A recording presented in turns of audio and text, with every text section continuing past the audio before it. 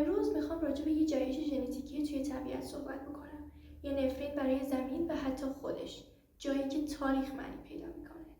سلام ایرانی، حالت چطوره؟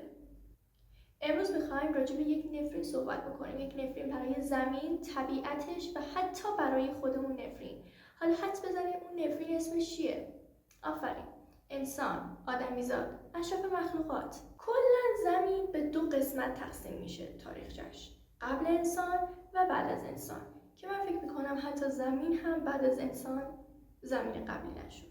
حالا این زمین بعد از انسان تقسیم میشه به دو قسمت، پیشا تاریخ و تاریخ.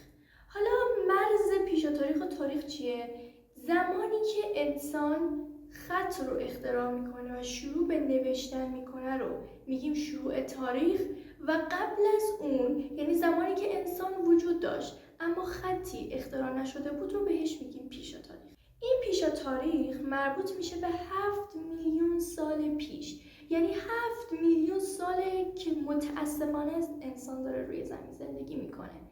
حالا چیزی که اینجا مهمه اینه که ریشه انسان و آدمیزاد از کجا شروع شده. حالا این سوال که ما از چه موجودی به وجود اومدیم یا ریشه انسان دقیقاً از کجا نشأت میگیره، جوابهای زیادی براش داشتیم، اما همیشه یه چیزی میدونین همیشه بهمون گفته میشد، اونم این که ما از نسل شامپانزه هاییم، یعنی ما از شامپانزه ها به وجود اومدیم و الان شدیم انسان. که خب اصولا وقتی در نگاه اول به این ماجرا نگاه میکنی خیلی منطقیه، چون وقتی رفتار شامپانزه ها رو میبینی خیلی نزدیک به انسانه، ولی این درست نیست. از نظر علمی این ثابت نشده است. در واقع دانشمندان معتقدند که ما و شامپانزه ها از یک جد مشترک به وجود اومدیم. حالا جد مشترک چیه؟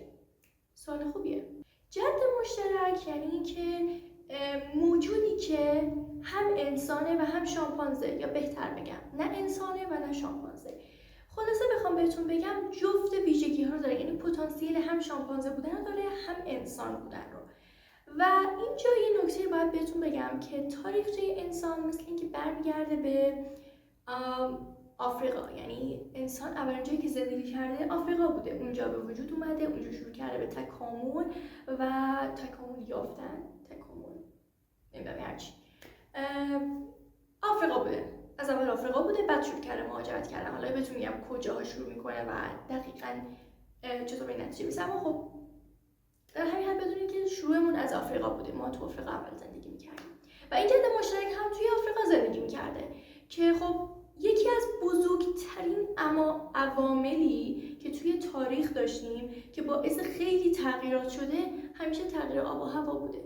تغییر آب و هوا باعث می‌شده که موجودات منقرض بشن، ممکن بوده سبک زندگیشون تغییر بکنه، ممکن بوده مهاجرت کنن و خلاصه این تغییر آب و هوا در کره زمین یک مسئله به شدت مهم بوده همیشه، حتی اون موقع.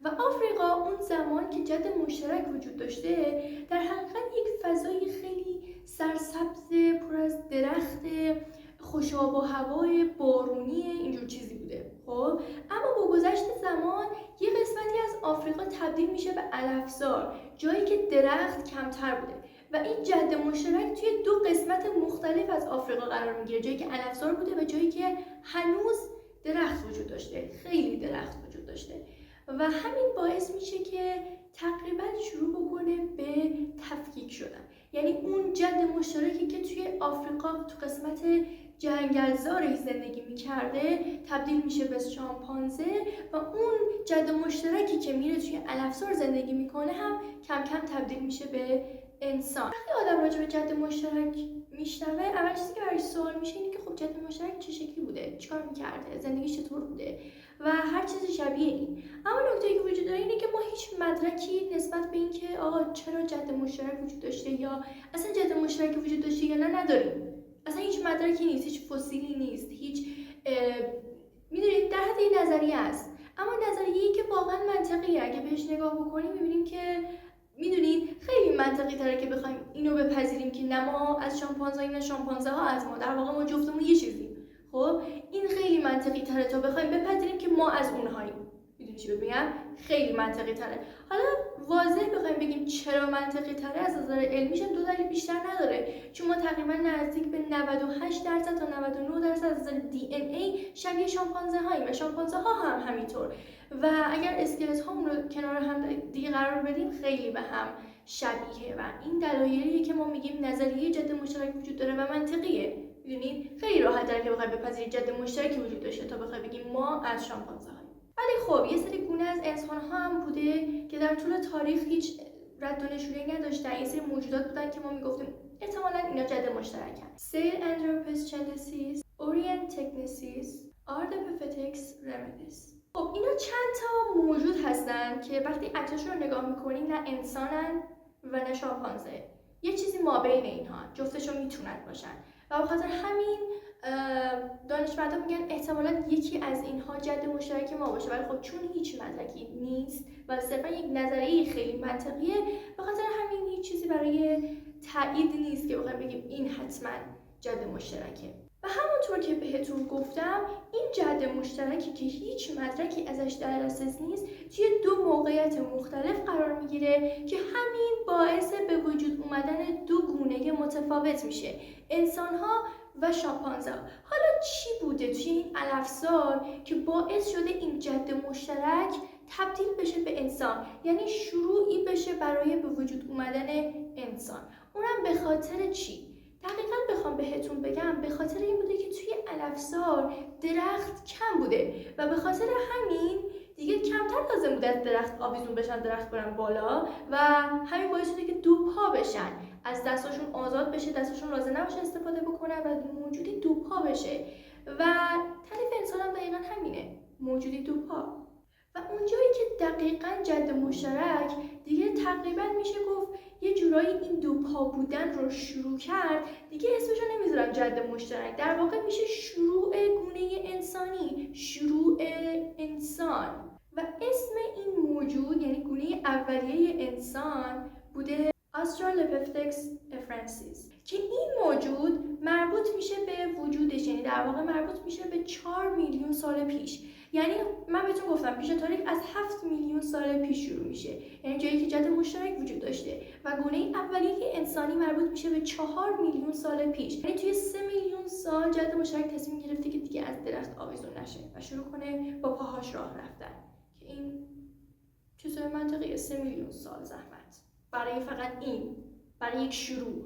حالا اگه بخوام یکم راجع به ویژگی‌های ظاهریشون بهتون بگم، ماده‌هاشون تقریباً 1 متر قد داشتن و 30 کیلو وزن، نرهاشون هم 1.5 متر قد و تقریباً 45 کیلو هم وزن داشتن. جالبه بهتون بگم که جز معیار دو پا بودن برای انسان، معیار حجم مغز هم وجود داشته، یعنی هوش انسان. در واقع اینجوری بودن که هرچی حجم مغز بیشتر، هوش هم بیشتر. و اون موقع یعنی در واقع اولین گونه انسانی حدود 500 سی سی حجم مغزش بوده که اگه بخوام یک مقیاس بهتون بدم برای اندازه‌گیری باید بگم که حجم مغز انسان امروزی چیزی حدود 1350 سی سیه، که البته هنوزم مثل که کافی نیست و بعضیا حتی بلدن ازش استفاده مفید بکنن. و آره خلاصه که جز دو پا بودن که می‌خواستم ببینم کجا دقیقاً انسان واقعاً دو پا میشه، به اینا فکر می‌کردن که انسان مغزش از کجا شروع کرد رشد پیدا کردن، چی شده که رشد پیدا کرد و خلاصه اینجور مسائل. حالا برعکس جد مشترک که هیچ مدرکی ازش در دسترس نیست، ما راجع به این گونه اولیه انسانی تقریبا مدارک خوبی داریم، با اینکه میلیون ها ساله که از اون گونه اولیه میگذره و بهترین مدرک ما و بهترین مدرکی که برای تحقیق داریم فسیلی به اسم فسیل لوسی بوده که این فسیل نسبت به بقیه فسیل ها که خیلی تکه تکه و آسیب دیده بودن تقریبا 40% سالم بوده، که این نسبت به مدت زمانی که از این فسیل گذشته واقعاً یک کشف موفقیت آمیز گفته میشه، تعریف میشه، نمیدونم هرچی حالا. و این لوسی خیلی کمک به ما کرد، به ما کمک کرد که ما بتونیم جواب یک سوال خیلی خیلی مهم رو بدیم، اونم این که آیا اول انسان دو پا شد و بعد مغزش شروع به رشد کرد یا اول مغزش شروع به رشد کرد و بعد تصمیم گرفت که دو پا باشه، کدوم؟ و جواب این سوال اینه که انسان اول دو پا شد و بعد مغزش شروع به رشد پیدا شدن شد. مغزش شروع به رشد پیدا کردن شد. حالا یه چیز بامزه راجع به این فسیل لوسی بهتون بگم. اون زمان یعنی سال 1974 زمانی که این فسیل پیدا شد و یعنی باستانشناسان در واقع داشتن روش کاوش انجام میدادن و تحقیقات میکردن، همزمان داشتن به آهنگ لوسی این دی اسکای ویز دایموندز گوش میکردن از بیتلز و همین باعث شد که تصمیم بگیرن اسم فسیل بزنن لوسی. یعنی تصمیمشون به خاطر یک آهنگ بوده که خیلی بامزه است. من آهنگ رو گوش کردم، خب باید خیلی قدیمی باشه ولی بامزه بود، میدونید جالب بود، خواستم بدونید. خب ما همیشه توی فیلم ها، توی داستان ها، توی انیمیشن ها میدیدیم که انسان ها موجودات شکارچی هستن. اصلا به این شکارچی بودنشون معروفن، اینجور بودن که صبح بلند میشدن شکار میکردن، شب میرفتن تو غار میخوابیدن. یعنی روند زندگیشون همینطوری بوده و نهایتا خیلی هنر میکردن، میتونستن از خودشون دفاع بکنن.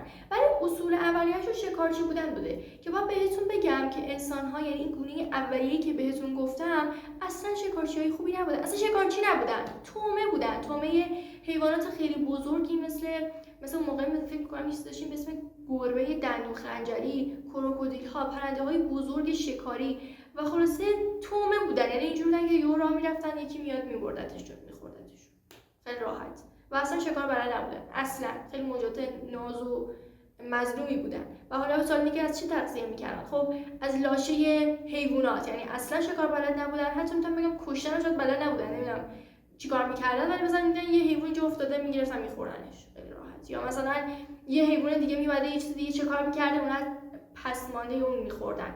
یا از گیاها، ریشه گیاها، مثلا میوه‌های روی درخت، حتی شاید بعضی موقع برگ می‌خوردن، هر چی که دستشون میومده می‌خوردن به جز شکار، به جز گوشت، به جز گوشت تازه.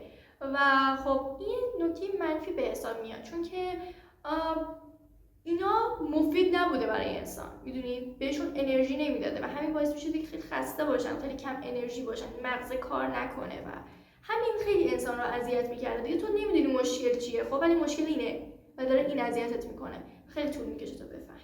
ما میدونیم که کلا دو معیار بیشتر برای انسان وجود داره، یکی دو پا شدنش و یکی این حجم مغز و این رشد مغز معیار بوده که بعد از آسترالوپیتکس افرنسیس که یک گونه بوده، یک گونه دیگه هم به وجود میاد که اسمش بوده پرنفراپس. این گونه به جایی که مغزش شروع به رشد پیدا کردن بکنه، چقدر این فعل سخته، به جایی که مغزش رشد پیدا بکنه این بدنه رو شروع کرده رشد کرده. یعنی فکر کرد شاید مثلا نمیدونم، شاید فکر کرده مثلا اگه بدنش مثلا بزرگتر باشه، قوی تر باشه از نظر بدنی، مثلا اینجوریه که دیگه حیونا نمیان مثلا بکشنش، میدونین تومه دیگه نیست، در صورتی این بدن به انرژی نیاز داره که اینا مثلا میرفتن گیاه میخوردن. آف کورس که نمیتونی ادامه بدی و خب مسئله این بوده که یعنی به جای که مغز رشد بکنه داشته بدن رشد میکرده و این نشون میده که به زور نیست به مغز که هنوز بعضیا بلد نیستن استفاده کنن. آفرین، خب خوشم میاد که میفهمی. حالا هر دوتا این گونه ها خب منقرض میشن. خب آف کورس. حالا چرا؟ چون که با گونه جدید انسانی وارد رقابت میشن. گونه‌ای به اسم هومو، خود هومو رو اگه سرچ بکنی به معنی انسانه، وارد رقابت با این هومو میشن و خب این هوموها یه برگه برنده بهتری داشتن. این موجود باهوش‌تر بوده و تغذیه بهتری هم داشته که این یعنی شکارچی بودن رو شروع کرده بودن و داشتن شکار کردن رو یاد میگرفتن که همین باعث شد بتونه یه سرگردن بالاتر از گونه‌های قبلیش باشه و بیشتر دوام بیاره. حالا این هومو هم حتی گونه‌های مختلفی داشته، انواع مختلفی داشته، مثل هومو هابیلنس یا هومو ارکتس، هومو نئاندرتالنسیس، هومو ساپینس که این هومو ساپینس رو گوشه ذهنتون داشته باشید، بهش برمیگردید. کلا این هومو تصمیم گرفت که زندگی بهتری داشته باشه، مثل بقیه موجودات همینجور میدونید همینجور زنده باشی نباشه، زندگی خوبی داشته باشه، سبک زندگی خودش رو داشته باشه، محیط زندگی خودش رو داشته باشه که همین باعث میشه توی شکار خیلی بهتر بشه، تغذیه‌های بهتری داشته باشه، ببینه چی خوبه، چی بهش انرژی میده و وسایل شکاری برای خودش میسازه، تو شکارچی بودن بهتر میشه، تغذیه بهتری پیدا میکنه، شروع میکنن گروهی زندگی کردن و تعامل بهتری با هم داشتن. اینجور بهتون بگیم که از اول گروهی بودنه بوده ها، ولی چون که اینا همه سعی می‌کنن زنده بمونن، میدونید مثل بقیه حیوانات بوده، میدونید مثل بقیه زندگی میکردن و اینجا تصمیم میگیرن که گروهی تر زندگی بکنن، تعامل بهتری با هم داشته باشن و مثلا توی گروه خب اونهایی که می‌خواستن یک بچه به دنیا بیارن توی اولویت بودن، بچه‌های کوچیک‌تر توی اولویت بودن. اگه غذایی شکار می‌شد همیشه اول به اونها می‌رسید و این تعامله بود که می‌خواست این گروه رو زنده نگه بداره و انسان رو بزرگتر بکنه. و این هوموها به جز اینکه تصمیم گرفتن زندگی بهتری داشته باشن، اینا تصمیم گرفتن که توی هر چیزی، یعنی هر دوره از این هوموها هر کدوم که میومدن روی کار در واقع تصمیم گرفتن توی یه چیز خیلی خوب بشن، یه کار جدید بکنن، یه کاری که گونه‌های قبلی انجام ندادن و همین باعث پیشرفت میشه، باعث میشه که اینا بیشتر چیزی یاد بگیرن. اینو باید در نظر بگیریم که همونطور که بهتون گفتم خب آب و هوای آفریقا همش در حال تغییر بوده و اینا توی آفریقا زندگی میکردن و همین باعث شده که این تغییر آب و هوایی اینا هی توی آفریقا پخش‌تر بشن. خب اولین گونه ای از این هومو هابیلیس بوده که این گونه در واقع به معنی انسان ماهره اگر اشتباه نکنم و این گونه دقیقاً نقطه شروع انسان بودنه، یعنی این گونه تصمیم میگیره که انسان باشه، چیزی که هنوز خیلی‌ها موفق نشدن درش. و جالبه بهتون بگم که اون زمان، یعنی زمانی که این هومو هابیلیس تصمیم میگیره که انسان باشه و مثل انسان زندگی بکنه، حجم مغزش حدود 600 cc بوده، یعنی فقط 100 cc باعث شد که اونا تصمیم بگیرن انسان باشن. بعدش گونه هومو ارکتس بوده اگه اشتباه نکنم. میدونید این تلفظ خیلی سخته، خیلی اسمای عجیب غریبی دارن. حالا فکر کنم بهشون میگفتن هومو ارکتس که این گونه بهشون یعنی ترجمهش میشه انسان راست قامت. خیلی هم عالی، انسان راست قامت. حالا چرا؟ چون که اینجا دیگه انسان کاملا دو پا بوده، یعنی اصلا آپشن بالا رفتن از درختی نداشته، کاملا دو پا، کاملا دو پا، که اینا هم مثل گونه‌های قبلیشون و احتمالاً بعدیشون منقرض میشن، ولی مثل اینکه موندگاریشون از بقیه گونه‌ها خیلی خیلی بیشتر بوده و چیزی حدود 2 میلیون سال زنده بودن و این گونه واقعاً قوقا کرد. این گونه دیگه میشه بگم یعنی واقعاً 90% پیشرفت انسان پیشا تاریخ مربوط به این گونه است. این گونه آتش رو کشف کرد و اصطلاحاً بهش میگن انسان تونست برای اولین بار شب رو کنترل بکنه بعد از سالها زندگی و تلاش برای انسان بودن. مثلا اصطلاح کشف کردن آتش از نظر فنی یکم اشتباهه. چرا؟ چون که اینجور نبوده که اینا برن تو جنگل دو تا سنگ به هم بزنن بعد آتش ایجاد بشه و میگن اوه آتش. نه، اصلا اینطور نبوده. اونم روند خودشو داشته. اینجور بوده که ببینید بچه‌ها توی جنگل رعد و برق میشه، گرما اتفاق میفته و همه اینا چیزاییه که باعث میشه خود به خود یه جای آتش بگیره، درسته؟ و خب از اول آتش بوده، از اول بوده، منتها چون اینا نمیدونستن این چیه ازش میترسیدن، فرار میکردن، کم کم بهش نزدیک میشن و متوجه میشن که حالا اونقدرام بد نیست و گرما نور از خودش داره، چیزی که میتونه خیلی مفید باشه. و چیزی که اول تلاش میکنن این بوده که خب بیان و سعی بکنن این آتش رو خاموش نکنن، یعنی خاموش نشه، که میفهمن چه نوع چوبی بهش اضافه بکنن بهتره، چقدر چوب بهش اضافه بکنن بهتره و میرسه تا اینجایی که این گونه تصمیم میگیره آتش رو بتونه جابجا بکنه. فهمیده بودن که اگر زغال نیمه افروختش رو بتونن جابجا بکنن، بعد کم کم با اضافه کردن چوب و یه سری مواد میتونن اینو دوباره روشنش بکنن و یه جوری آتش رو جابجا میکنن، نه اینکه به وجودش بیارن. و اینجور بوده که میتونستن خیلی از کاراش رو انجام بدن، مثل غذا پختن و حتی غارشون رو روشن میکردن، میتونستن خودشون رو گرم بکنن و خلاصه خیلی زندگیشون پیشرفت کرده بود دیگه، غذای بهتری میخوردن و این اصلا عامل اصلی بوده در واقع. حجم مغز این گونه رسیده بوده به تقریبا حدود 1000 cc و این تقریبا یعنی 400 cc دوباره اینا پیشرفت داشتن که همین باعث به وجود اومدن این خوب شدن توی شکار بوده و تغذیه بهترشون و یاد گرفتن اینکه با آتش شکار بکنن. همونطور که بهتون گفتم این گونه واقعا قوا کرد، یعنی جز اینکه کاملا دو پا شد، توی شکار بهتر شد، توی تغذیه بهتر داشتن بهتر شد و تونست آتش رو در اصطلاح کنترل بکنه و به وجود بیاره یا کشف بکنه. یه کار دیگه هم کرد، اونم مهاجرت بود. اون از آفریقا پاشد رفت اروپا، بعد رفت چین، بعد رفت اندونزی و همچون خلاصه داشت توی این زمین میگشت واسه خودش. و بچه مهاجرت خیلی چیز مهمیه، باور کنه. یعنی که انسان رسید به مرحله که کلمه مهاجرت درش دیده بشه، چون اینا تو آفریقا داشتن همینجوری واسه خودشون میچرخیدن، اما مهاجرت اسمش نبود، در صورتی که این کارشون اسمش رو گذاشتن مهاجرت و این واقعا یک پیشرفت به حساب میاد. میدونی چی بهتون میگم؟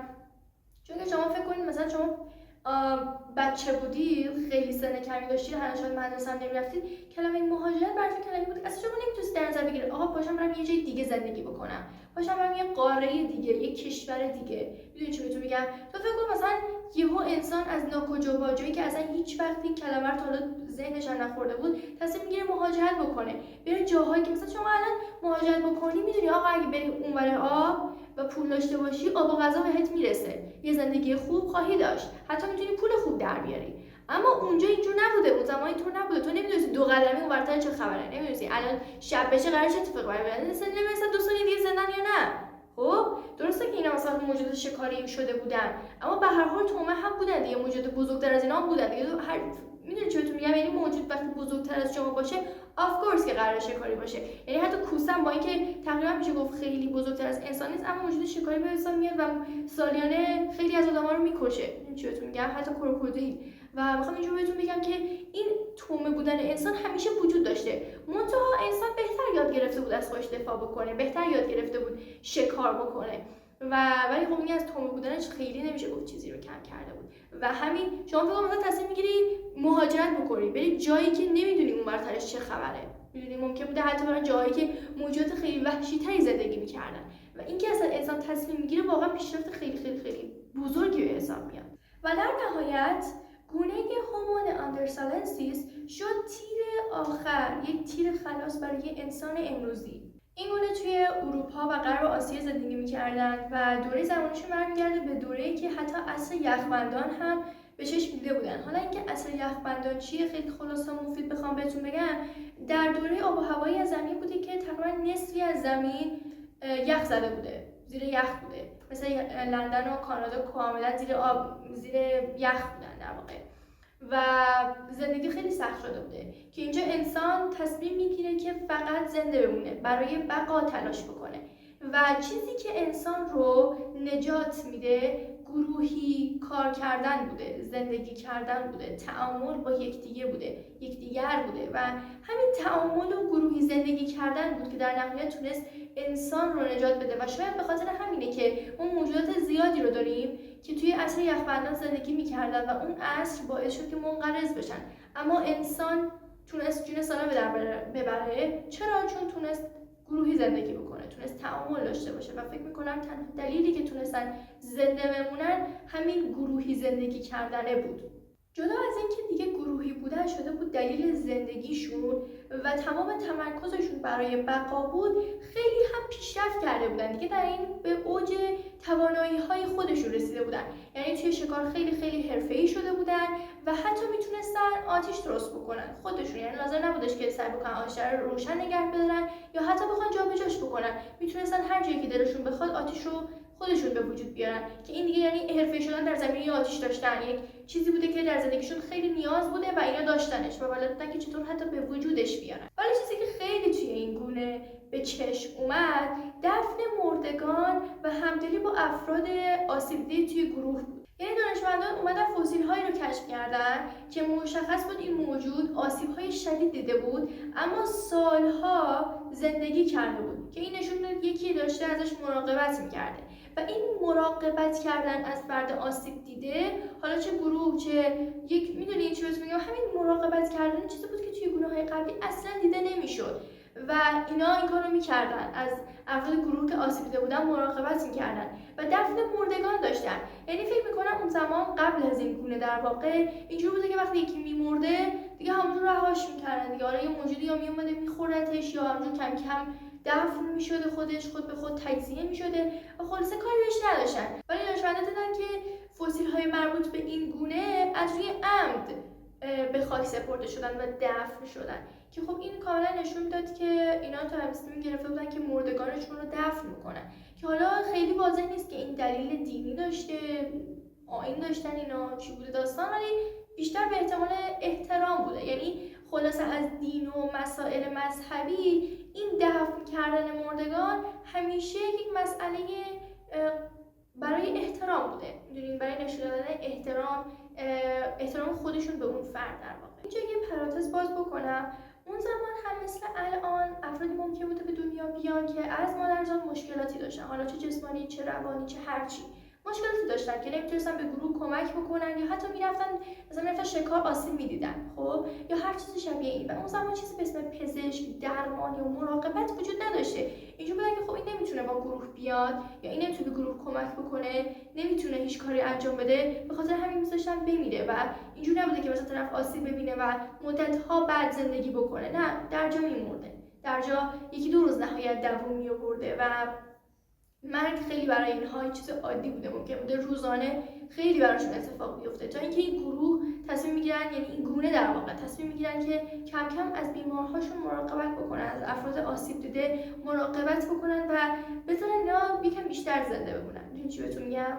حتی جز این که مشکلات مادرزادی ممکن بود داشته باشن یا برن شکار و آسیب ببینن یا به هر دلیلی اصلا آسیب ببینن، زایمان هم براشون مسئله واقعا کشنده‌ای بوده. اینجور بوده که ممکن بوده خود مادر و حتی بچه همون لحظه در جا بمیرن و خیلی مثلا واقعا مثل این خطر بوده براشون که این گونه حتی تصمیم میگیره یه سری اقدامات راجع به این موضوع انجام بده، مثلا یکم بچه رو زودتر از موعود به دنیا میآوردن که خب اینم عواقب خودش رو داشت، اما خب میدونید کمتر کشنده بود. این گونه یه تفاوت دیگه هم با گونه‌های دیگه قبلیش داشت، اونم این که زمان حضور این گونه با گونه هوموسپینز یکی شد و خب قبلی ها اینجوری بودن که تا یه گونه انسان دیگه میدن شروع کردن منقرض کردن. من نمیدونم دردشون به خودشون چی بوده، اما خب این کارو میکردن. ولی این گونه و هوموسپینز این کارو نکردن، اینا اومدن با هم زندگی کردن و حتی بچه دار شدن، جوری که با اینکه این گونه خیلی وقته که منقرض شده، اما هنوزم که هنوزه تقریبا 1-2% از دی ان ای این گونه توی هوموسپینز وجود داره. حالا سوال اینه که هوموسپینز کیه؟ ما، انسان امروزی، و این آخرین در واقع گونه ای از انسان بود که تا امروز زنده است و داره تلاش میکنه برای زنده موندن، که این همون گونه ایه که 1-2% از دی ان ای گونه قبلیش رو در خودش داره. یعنی هنوز هم که هنوزه این گونه میتونیم بگیم که گونه قبلی به طور کامل منقرض نشده و بخشیش هنوز در گونه هوموسپینز وجود داره. آره خلاصه اینم از هوموسپینز، یعنی دیگه میشه بگن پایان این تبدیل های انسانی که اتفاق میافتاد در پیش تاریخ، دیگه اینجا پایانش یه جورایی بود و اینجا دیگه انسان کامل زندگی کردن رو در حد یک معموله کافه، یه جوری که بتونه هم بقا داشته باشه هم زندگی تقریبا خوبی داشته باشه داشت و یاد گرفته بود. اما نکته که وجود داشت اینجا بود که انسان تصمیم میگیره جز زنده بودن و زندگی کردن خوب هم زندگی بکنه، یعنی تصمیم گرفت راحت زندگی بکنه و همین باعث به وجود اومدن انسان امروزی و چیزی که الان داریم بشه. یعنی ما همونیم، خب منتها زندگیمون الان راحت تره چون تصمیم گرفتیم از این استفاده بکنیم و زندگی رو برای خودمون راحت تر بکنیم. خب دیگه اینجا میتونم بگم پایان دیگه، یعنی تموم شد.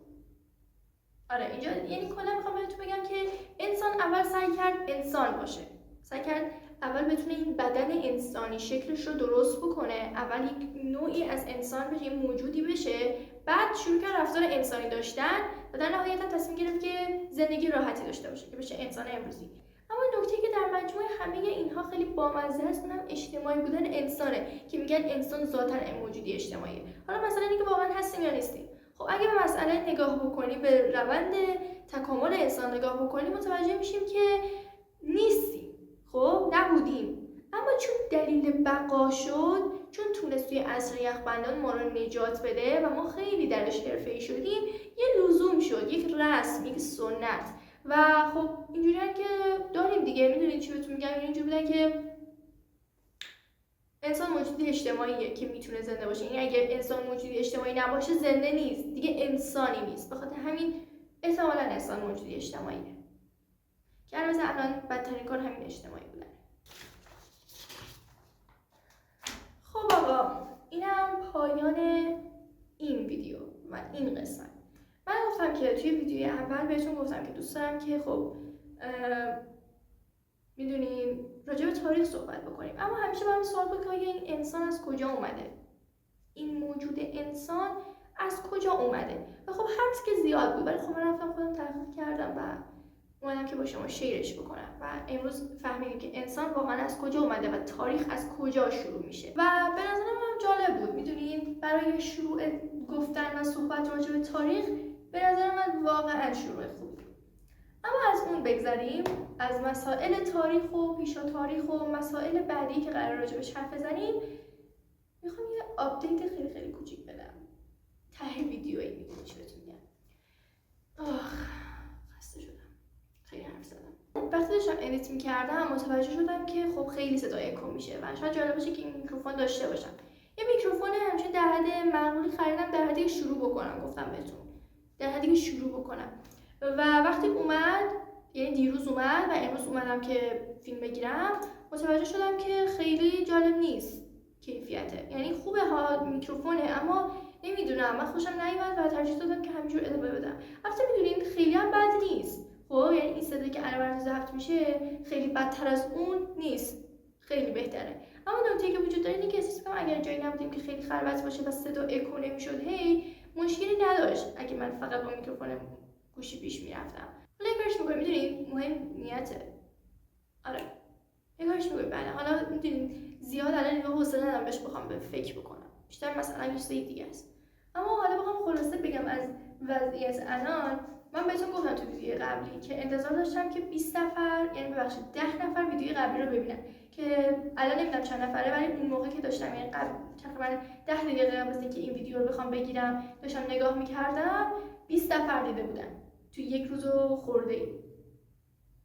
خورده 20 نفر دیده بودن. خب بامزه است، چون میدونی بدون اینکه کسی بشناسه تصمیم گرفته که 20 نفر در واقع تصمیم گرفتن که رو ویدیوی تو کلیک بکنن، که این واقعا جالبه. که چون دفعه قبلی گفتم 10 نفر و 20 نفر دیدن، انتظار دارم که این دفعه 20 نفر ببینم، حداقل 20 نفر این ویدیو رو ببینم. واقعا نمیدونم ولی انتظارم اینه.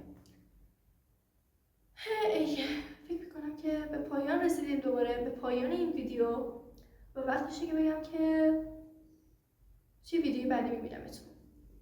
بدرود.